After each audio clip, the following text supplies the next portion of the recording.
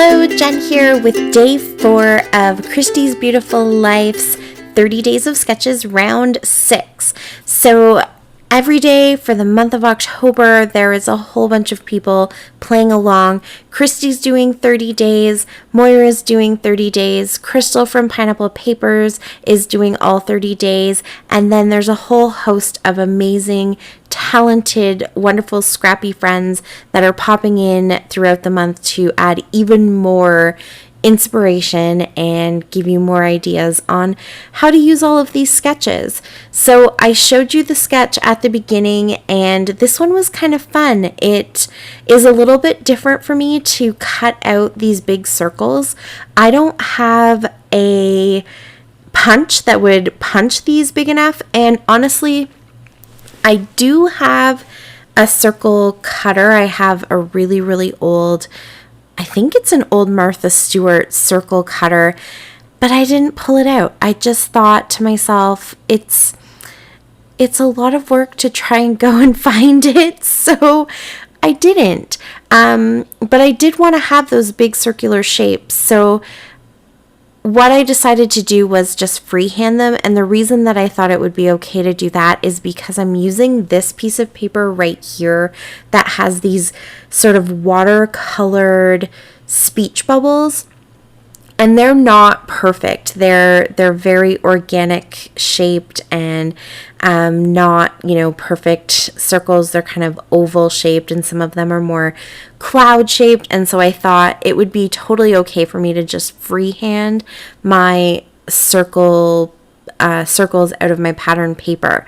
But if you would rather have really nice looking circles, you could definitely go ahead and draw them if you think you're a little bit better by using a pencil and actually drawing a circle. You could do that. One trick that I've found for getting good circles when you're drawing them is to just really loosely keep going over your circle. So don't push really hard with your pencil, just loosely keep going around and around, and eventually it's almost like your arm gets into this rhythm where you get this natural looking circle, and then you can cut it out. You want to do that on the back of the paper, obviously, so you don't have all the pencil marks on the front, but you could also just trace a mug or a cup or lids to a jar, whatever you wanted to make your own circles. But you saw me right there. I just went ahead and completely freehanded them. It kind of lends itself to that organic look from those shapes that are already there anyways. So whatever you think would be better to do, definitely go ahead and do that. I just thought it was really fun to have these shapes. I really don't do that as often as I should.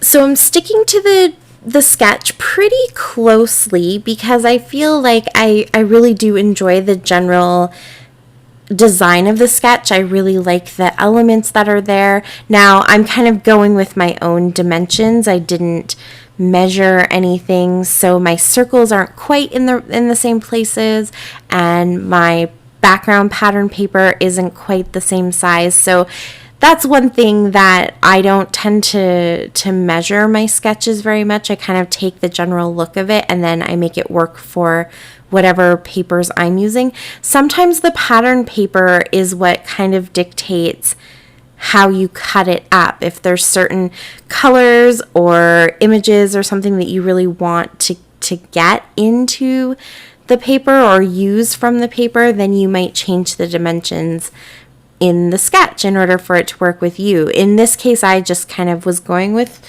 what felt right at the time. I didn't really measure anything, and that tends to be what I do most of the time.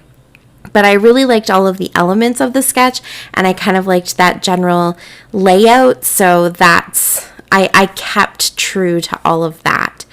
So I have the circles at the top and the circles at the bottom, and I have that central kind of mat for my pictures, and then instead of having just one long strip of paper going across the center, I decided to use some of the little border strips from the papers that I was using, so it got just a couple extra little colors in there. And all of the supplies that I'm using are from my How to Kill a Kit with Style kit from September. I actually made this layout in September, so it was what was there and ready for me to use. And so this is an old 12 by 12 paper pad from Dear Lizzy. It's called Documentary. That's the collection. It was a hot buy at Michael's, I think. So that's how I got it. So it might, sometimes those hot buys aren't exactly the same as the collection, the way that it's released by American Crafts. So it might be a little bit different, but it's just kind of a fun, well, you can see here, lots of flowers, lots of bright colors, lots of watercolor effects. And yeah, I've put a pretty good dent into it. So definitely having sketches like this and layouts like this that let you get lots of patterns used up, it helps put a good dent into your stash. So you can see how I've pretty much followed the sketch with just adding my own little touches. I used 2 4x3 photos. They were just printed on a 4x6 sheet that I cut in half. I just happened to have those 2 pictures where one was portrait and one was landscape, so that worked out perfectly. And then now I'm just going to go through all of my stuff from the rest of the kit. So this is all the little embellishments that I threw in there. I have some foam words and I have lots of 6x12 sticker sheets like this one here, where you can see they're kind of on their last legs. There's just a few stickers that are left over, and so every time I've been making a layout, I pull them out and kind of do this same thing where I go through every single sheet and see if there's even one that I can pull off and get used up. So I kind of am just looking for the bright colors. I knew that in the sketch there was some chevron pointing to the journaling, and so I saw that little bit of chevron. So I'm just kind of keeping in the back of my mind what elements were in the sketch and what elements would work as far as colors and things like that. So I found that one little puffy sticker from Heidi Swap. I think it says love it or love this. It says love this. And then those are actually, they're planner stickers from Dollar Tree, but they have, you know, just really bright colors and kind of fun little stickers that are really good for tucking into little open spaces or creating kind of the base for a embellishment cluster, that kind of stuff. And then they have little hearts and stars and all of that as well. So I'm kind of going through those first and pulling them out. I figured because stars were in the sketch kind of representing where to put some embellishment, I would go ahead and use stars, and I find I don't use them as much as hearts, so it's definitely a good excuse to get some stars in there. And then I wanted to have a little bit of wording or some of these little word phrases. So I'm going to go ahead and find a few of them. I'm starting to get down to the last bits of the white ones where the sentences are a little bit more obscure and a little bit more specific. So it's harder to kind of pull off different little sentences and have them apply to a general layout. So I'll have to maybe start looking at some of them and actually create a layout with those specific sentences in mind. And obviously there I was thinking, I'm trying to decide what other elements I should put on here, because I know that the sketch doesn't really have a ton of embellishment, but I want to use a few extra little things. I was really hoping to kill this kit a little bit more, and so I wanted to try and push myself just to pick a few extra things. So this is the iris container. It's a 5x7 iris container, and it's literally just filled with a random assortment of ephemera from all over the place. So it was perfect to throw into this kit because the kit is a mishmash of all different collections and styles and themes, and so this is a huge mishmash of ephemera pieces. And I'm pulling things out, which is really good. So I'm kind of looking at color. I'm looking for pinks, and the teal is a really prominent color in those patterns, and there's green and yellow that is really prominent, and that sort of burgundy or darker pink color as well. So anything like that kind of caught my eye, I pulled out to see if I could use. So I found some little chevron from a sticker sheet. That's actually a newborn baby collection. I can't remember what Stampin' Up! Calls their Project Life little kits that you can get, but that was kind of like the newborn baby one from several years ago.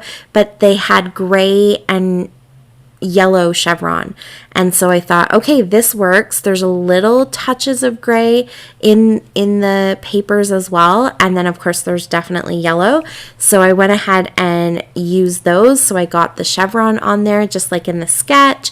And what else did I pull out? I pulled out a little square. I think it came that way. I think it came as a square. It says hello. And so I kind of tucked that in down at the bottom in my little cluster there, just to have a bit of a base to put my sentences from that Tim Holtz sticker sheet, so you can see that right where my hand is. And then I also found this little square that I'm going to pop in there, and that's where I'm going to put my journaling, which is where it is in the sketch, but I just felt like I needed a space that was a little bit cleaner, so that little square worked out really good. Now I'm using these little Stampin' Up! Enamel shapes. I think there's 5 different colors of them, and then there's dots and hearts and stars. So I added a few little stars from there, and I think I'm gonna add a couple of these kind of puffy, they're like a plastic puffy star. I don't remember where those came from. It may have been Studio Calico possibly, but I had some kind of minty colored ones and yellow, so those worked too. So I threw a couple of those on there. And then in the sketch, it kind of looks like some of the circles might have some stitching on them, or maybe they're just outlined, but I decided to go and outline everything because there is a lot of pattern, but there's also a lot of white space, and so some of those patterns have white as their background, and they kind of fade into the white background paper or cardstock. So I decided to just outline everything, and then it really makes those patterns all pop against each other, but also against the white background. And I totally am freehanding that too, because why not? The circles aren't perfect. They're a little bit wonky. So it's totally okay to kind of be very loose with the outlining too. It all kind of adds to that general look. And then I just finished everything off with a little sprinkling of gold right across that diagonal, and that is it. That's my layout for day 4. Please check out the links down below for Christy and Crystal and Moira, and the playlist for everybody who's been playing along for the 30 days. There are so many talented people, so it's a great playlist to check out. Thank you so much for watching. I really appreciate it, and I will see you again tomorrow for day 5. Until then, happy scrapping! Bye!